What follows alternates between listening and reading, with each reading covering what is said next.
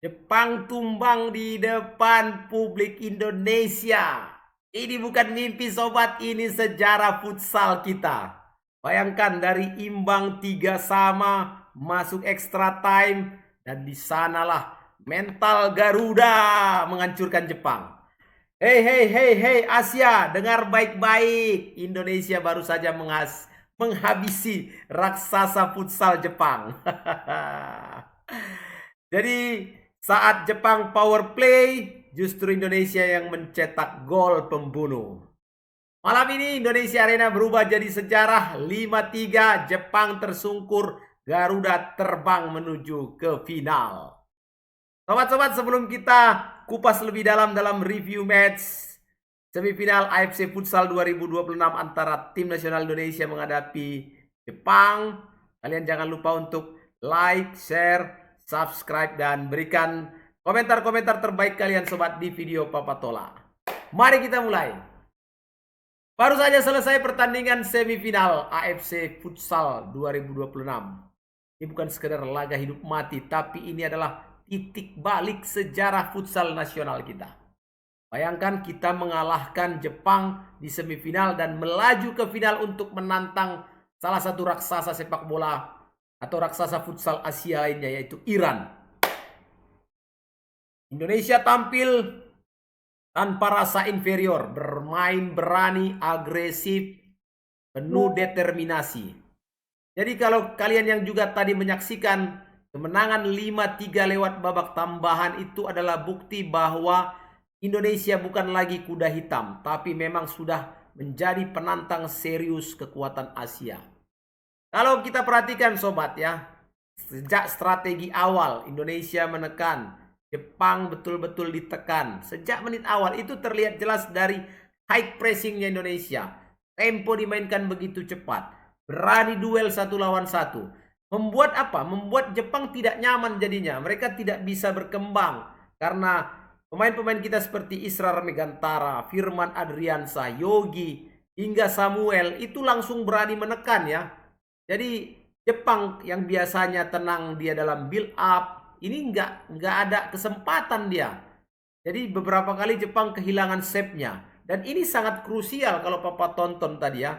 Karena Jepang itu kan tim yang sangat rapi, apalagi mereka punya waktu dan ruang yang bagus. Di pertandingan tadi Indonesia berhasil membuka skor melalui Samuel Eko di menit ke-12.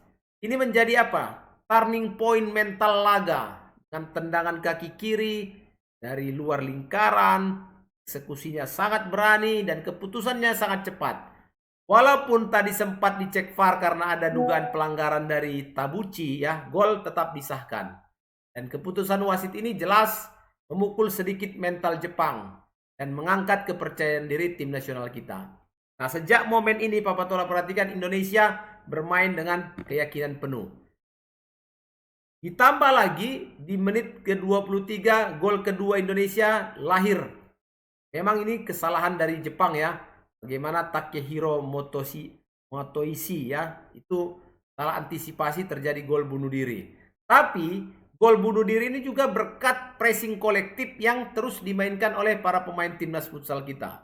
Walaupun terus terjadi rotasi pemain yang dimainkan oleh pelatih Hector ya. Jadi ini membuat Jepang panik.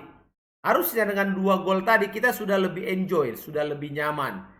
Tapi nggak tahu kenapa di fase ini malah Jepang yang bangkit. Mereka punya serangan balik. Mereka sering berhadapan dengan penjaga gawang kita, Ahmad Habibi. Justru yang menjadi acungan jempol kita adalah penampilan Ahmad Habibi yang luar biasa. Save jarak jauhnya, refleksnya yang sangat cepat, positioningnya yang matang. Jadi beberapa kali ya, kalau diperhatikan peluang emas Jepang itu matinya di tangan Habibi. Kalau pemain lain sudah mereka selesaikan ya, dengan pergerakan cepat, ya kombinasi 1-2, tapi bola-bola mereka tidak bisa menjebol gawang karena di sana ada Habibi yang luar biasa. Jadi memang harus diberikan apresiasi khusus untuk Habibi.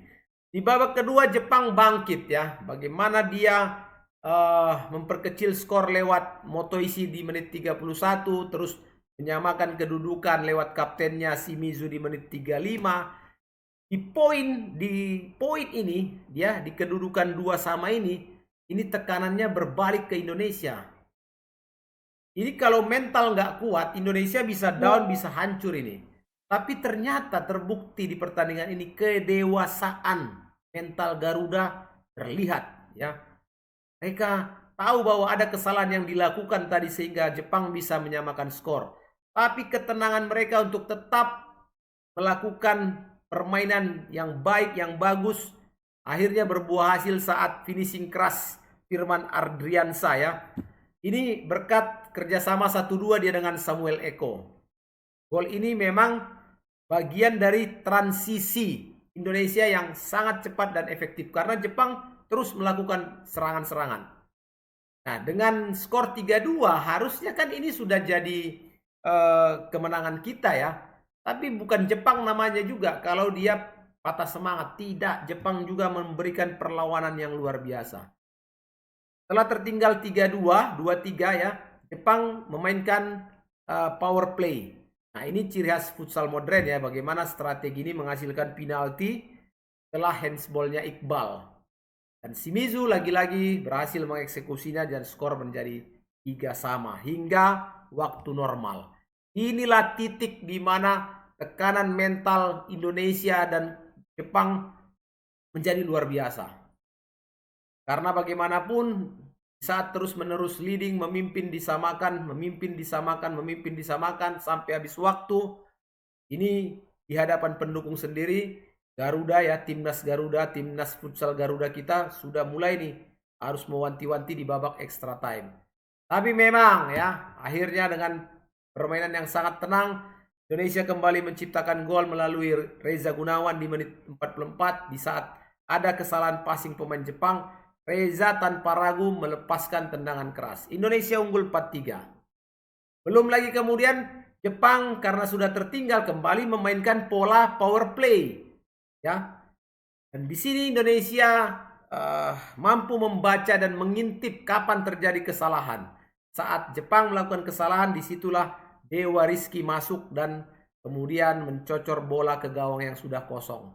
Skor menjadi 5-3. Ini killing the game ya. Ini adalah gol yang meruntuhkan mentalitas Jepang dan juga mengunci kemenangan Indonesia. Jadi kalau Papa lihat bahwa Jepang sempat mendapat penalti lagi di menit 49 ya, tapi bolanya melayang. Dan itu penjaga gawangnya bukan Habibie, tapi penjaga gawang cadangannya siapa ya? Lupa Papa Tola tuh. Di Muhammad Nizar ya, Muhammad Nizar kalau tidak salah ya, Muhammad Nizar. Jadi kunci kemenangan Indonesia di pertandingan ini adalah mental baja, harus diakui. Disiplin taktik, bagaimana pressing, transisi, dan bertahan power play dijalankan dengan rencana yang sangat matang. Membuat Jepang kesulitan benar. Mereka hanya bisa melakukan switch play kiri kanan tanpa bisa menerobos masuk ke tengah. Kemudian ditambah performa individu yang sangat-sangat luar biasa. Habibie jelas ini menjadi penjaga gawang sekaligus pemain paling capek di pertandingan ini untuk menahan serangan Jepang. Samuel Eko, dia berhasil menjadi otak serangannya timnas kita. Firman Ardriansa menjadi eksekutor yang sangat bagus. Reza Gunawan dan juga Dewa Rizky menjadi penentu sejarah Indonesia lolos ke babak final.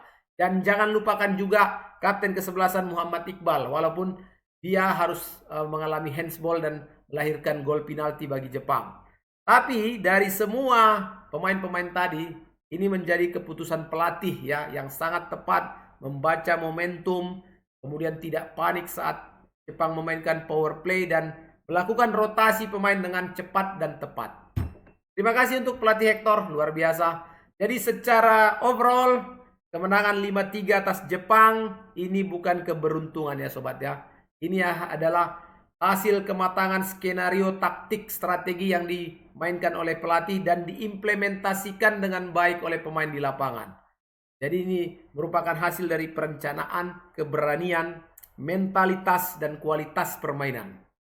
Jadi secara resmi timnas futsal Garuda lolos ke babak final untuk menghadapi Iran di partai puncak nanti. Tapi paling tidak pesannya sudah jelas. Hai Asia, Indonesia is coming. Terima kasih sobat-sobatku, itu dia review match Papatola Football di pertandingan match antara Indonesia versus Jepang di babak semifinal Asia Futsal 2026. Jangan lupa untuk like, share, subscribe, dan berikan komentar-komentar terbaikmu sobatku. Sampai jumpa lagi. Ayo sukses Indonesiaku babak final, raih gelar juara. Amin, amin, amin, amin, amin.